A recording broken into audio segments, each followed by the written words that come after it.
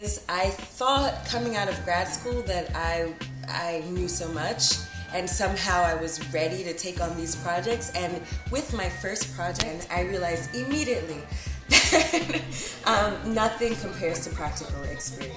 I would not have learned the same things, in a home office somewhere in the States. I'm Elana Aquino. I am from New York City. I went to Johns Hopkins, SAIS, School of Advanced International Studies. And about 2 weeks after graduation, there were a lot of organizations at that time promising, come and join us and we'll see, if we can post you at some point. I decided to self-post, self-deploy. So I went to Kenya without a job offer and with a loose network of friends where I was supposed to actually live, and just decided it was either going to be 3 most amazing months of holiday as a celebration for finishing grad school, or secretly what I really wanted to do was find useful employment. After several lunches with interesting, exciting people and circulating my resume as far as I could, I actually found work. I was actually responsible for a team that focused on IDP return within Southern Sudan. And then from there, word started to get around, okay, this girl is capable. So other organizations entrusted me with positions.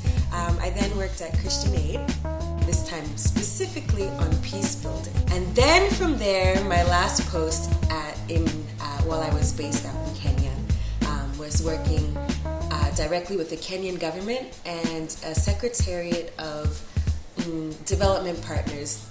I would say about 80% of the international development partners in Kenya. So I was the go-between between them and the government of Kenya. I really understood that sometimes we think that there are no job opportunities because we don't seem to get them from, home countries.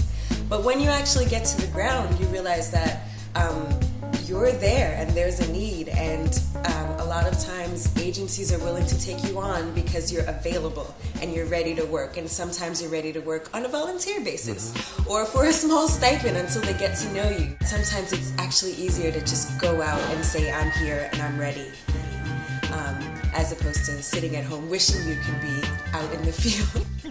I'd like to really note that I don't know if I stayed in the US if I would have ever been able to have an experience like that. They say that letting go takes a lot of practice. The greatest pain is the breaking of attachment. The greatest sacrifice is growing to be beautiful. The caterpillar died for what the butterfly grew into. Oof, that's a deep move to do. I wept as my spirit stepped from its skin cocoon.